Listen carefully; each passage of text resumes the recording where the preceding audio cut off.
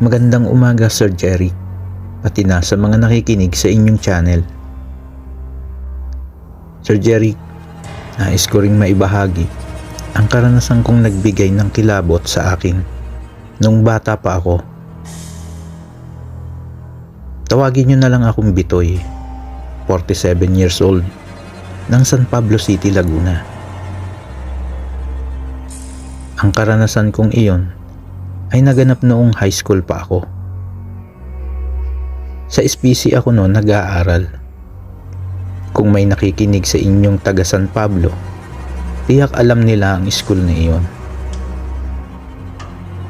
Nung nag-aaral pa ako, abarkada ako at laging nagkakating classes. Kaya naging repeater ako sa second year. At nang dumating ang pasukan, hindi na ako day high. Naging night high na ako o panggabi ang klase ko. May service naman kami pag uuwi na. Hanggang sa pansamantalang nawalan kami ng service ng ilang araw dahil sa pananalasa ng bagyo. Nalimutan ko na kung ano ang pangalan ng bagyong yun. Maraming bahay ang nasira sa barangay namin dahil sa lakas ng bagyong iyon. Maswerte kami at hindi gaanong napinsala ang bahay namin. Maging sa mga nauunang barangay sa amin ay ganun din.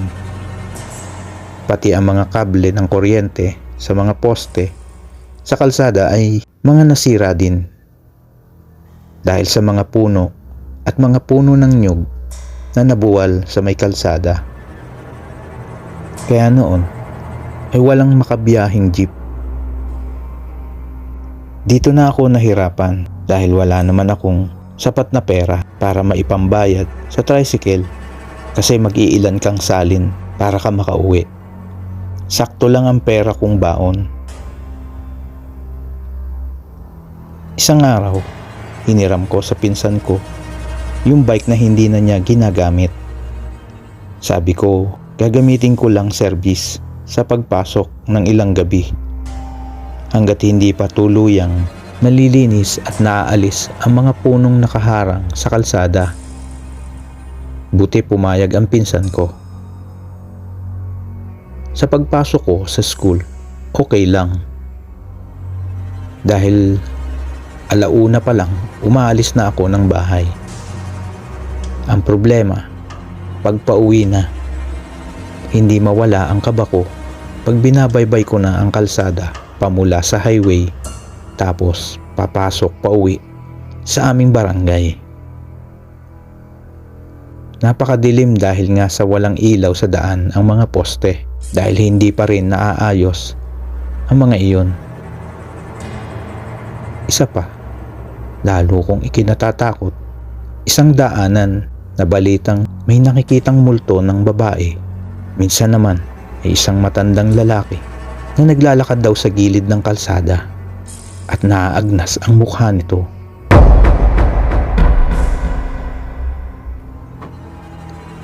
Yun naman ay ayon sa mga ilang driver na dumaraan sa kalsadang yun. Hindi malaman ang dahilan kung bakit may nagpapakita sa lugar na iyon. Sir Jerry, nangyari ang kinatatakutan ko.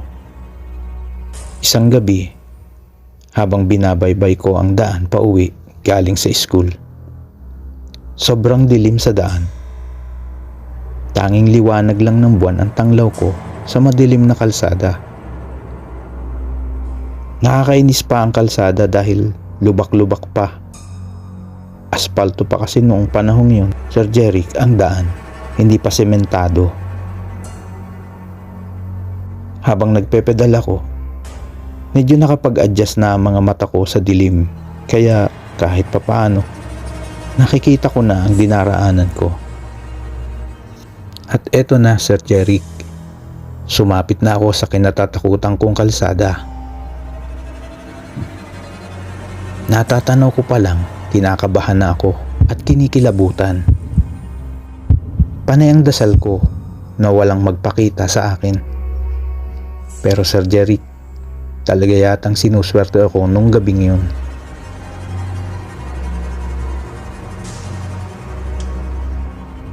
Sir Jeric, habang nagpepedal ako, bigla na lang akong may nakita na gumagalaw sa gilid ng kalsada. Para itong naglalakad. Hindi ko alam kung saan nanggaling. Basta, naaninag ko na lang na may naglalakad sa gilid ng daan. Huminto ako para siguraduhin ang nakikita ko. Bumaba ako ng bisikleta para wag makagawa ng ingay.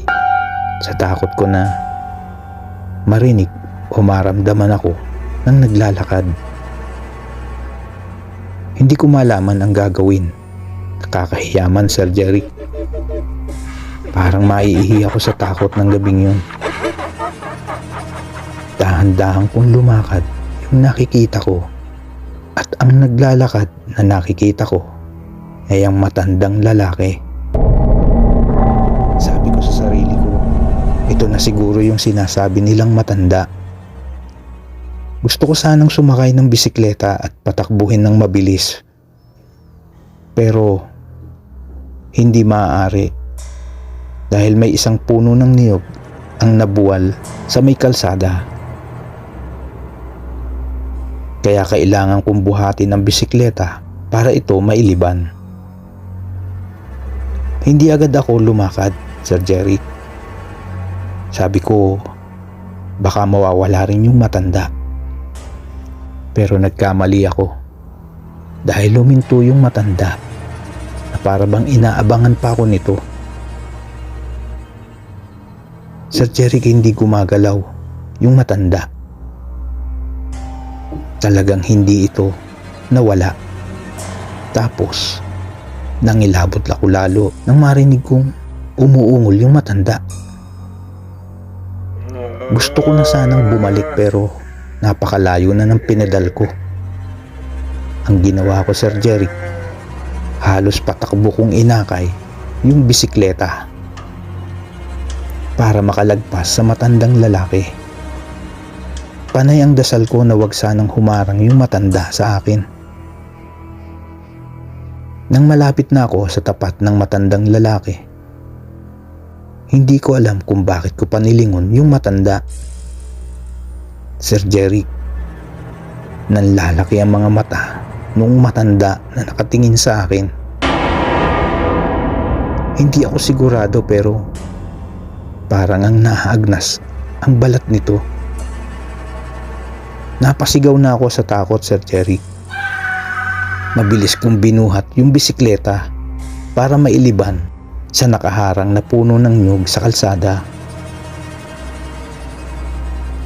Sir Jeric, dahil sa nangyaring yun na naranasan ko, hindi ako pumasok ng 2 araw sa takot.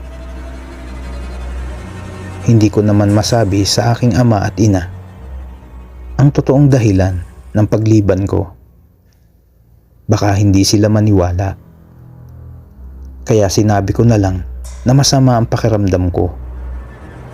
Sakto namang sa pagliban ko ng 2 araw ay Sabado at Linggo ang kasunod.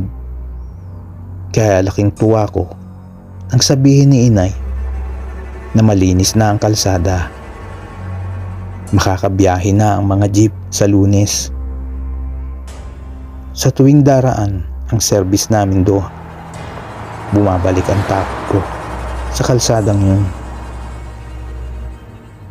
Maaaring sa ibinahagi kong karanasan, maraming hindi maniwala. Nasa inyo po iyan. Sa ngayon, Sir Jeric, hindi na gaanong nakakatakot ang lugar na yun dahil nagkaroon na ng mga kabahayan sa kalsada at mga ilaw sa poste. Hanggang dito na lang, Sir Jeric, ang kwentong aking ibabahagi. Ito si Bitoy ng San Pablo.